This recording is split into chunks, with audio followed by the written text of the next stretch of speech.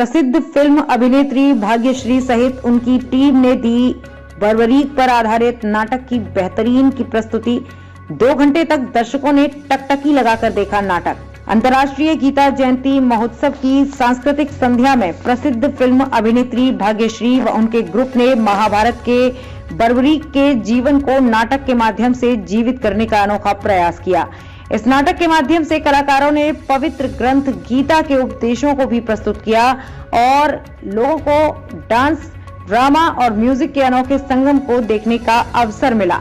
Film अभिनेत्री भाग्यश्री ने कहा कि वो बहुत ही सौभाग्यशाली हैं कि श्री राम की नगरी अयोध्या से लौटने के बाद उनको गीता की उपदेश स्थली धर्म नगरी कुरुक्षेत्र में पहुंचने का अवसर मिला है। सबसे पहले मैं ये कहना चाहूँगी कि ये मेरा सौभाग्य है कि अयोध्या में परफॉर्मेंस करने के बाद मुझे ये मौका मिला कि मैं कुरुक्षेत्र में आकर गीता महोत्सव का एक हिस्सा बन सकूं।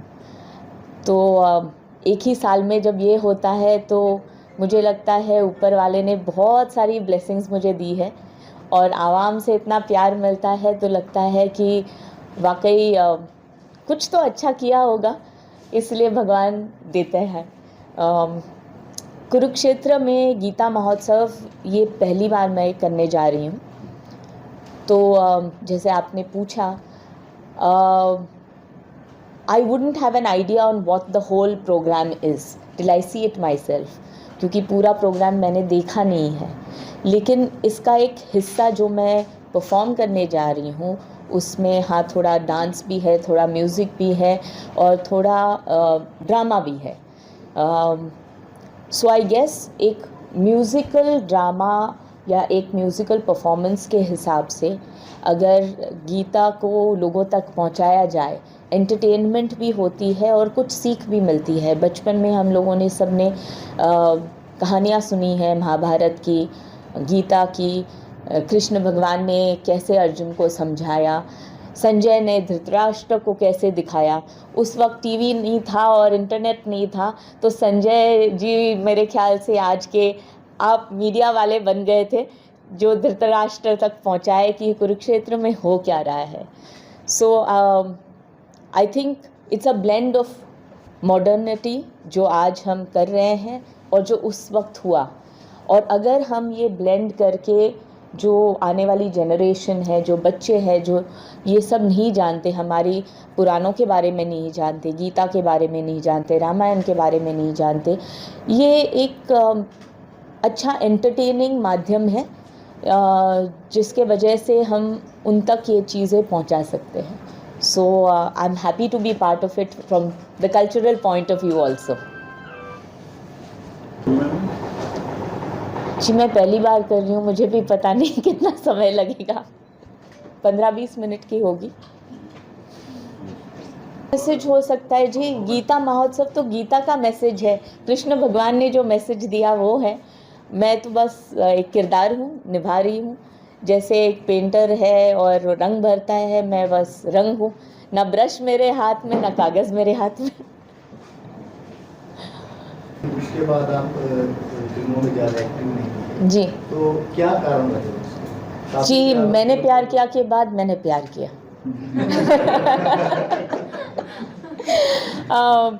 नहीं, उस वक्त बहुत छोटी भी थी मैं और शादी भी हो गई, तो एक मैं समझती थी कि बहुत मुश्किल होगा करियर और घर संभालना, तो एक चीज़ को त्यागना था, सो मैंने कर दिया।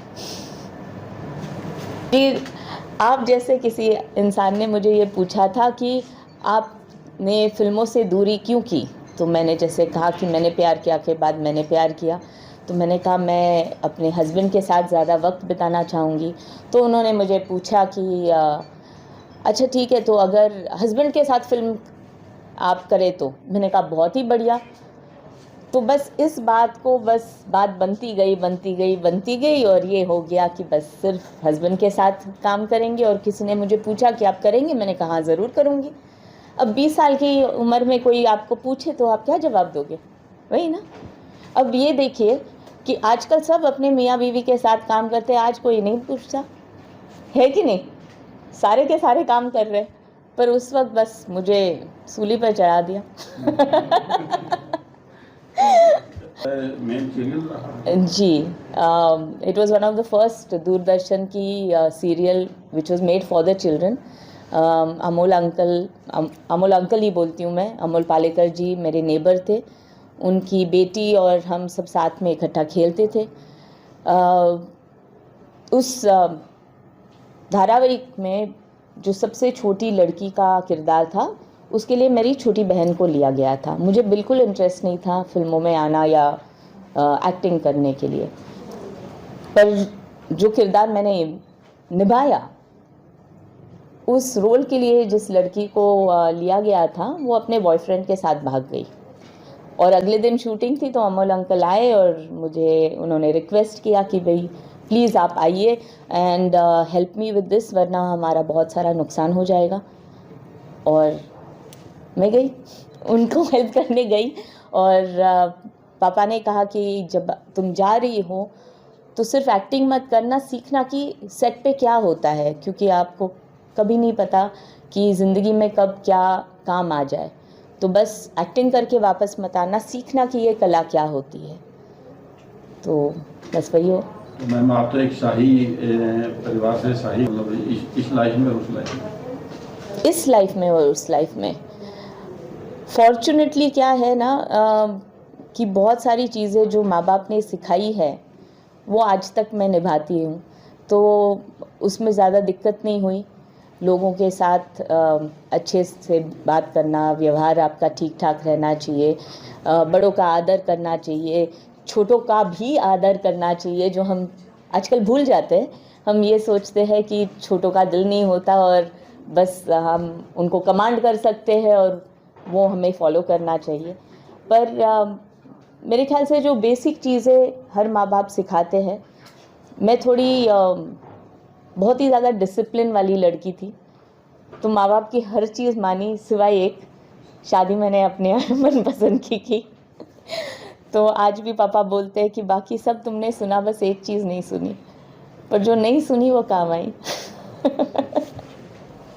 तो आने वाले समय में कोई टीवी सीरियल या नई एल्बम? जी, फिलहाल शूटिंग चल रही है एक वेब शो की, पर अनाउंसमेंट जब होगा तब ही होगा, because that's how it works आजकल। एक फिल्म साइन की गई है जिसे मार्च में शुरू करेंगे, तो मार्च अप्रैल में भी उसकी अनाउंसमेंट आ जाएगी। मैम, और परफॉर्म करने जा रहे हैं, उसकी कहानी क्या है, कथा वस्तु क्या है? आप आएंगे ना देखने को? मैं अभी बताऊंगी तो फिर इंटरेस्ट चला जाएगा ना। आप आइए, देखिए।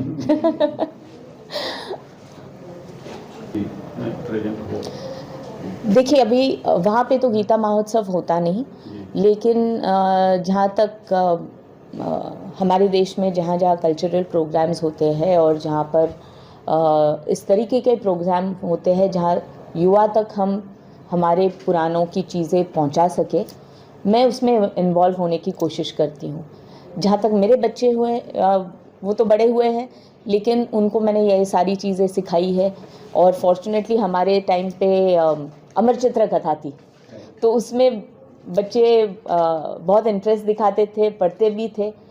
जो आजकल कार्टून्स चलती है और फिल्में चलती है, उसके अलावा ये पहले उनका इंटरेस्ट था, तो उन्होंने तो सब सीख लिया। अब जो नई पीढ़ी है, नवा पीढ़ी है, जो अभी शायद 5-6 साल के हैं, उनके लिए मैं सोचती हूँ कि अमर चित्र कथा वापस रिवाइव होनी चाहिए, क्योंकि कार्टून्स के द्वारा या एनिमेशन के द्वारा बच्चे ज़्यादा अच्छे से समझ सकते हैं यह सारी चीज़ें। ना ही आप उन्हें सीख दो, लेकिन थोड़ा क्या बोलते हैं, एजुकेशन एंड एंटरटेनमेंट कंबाइंड वाली चीज़ करो तो उनके लिए बेहतर रहेगा।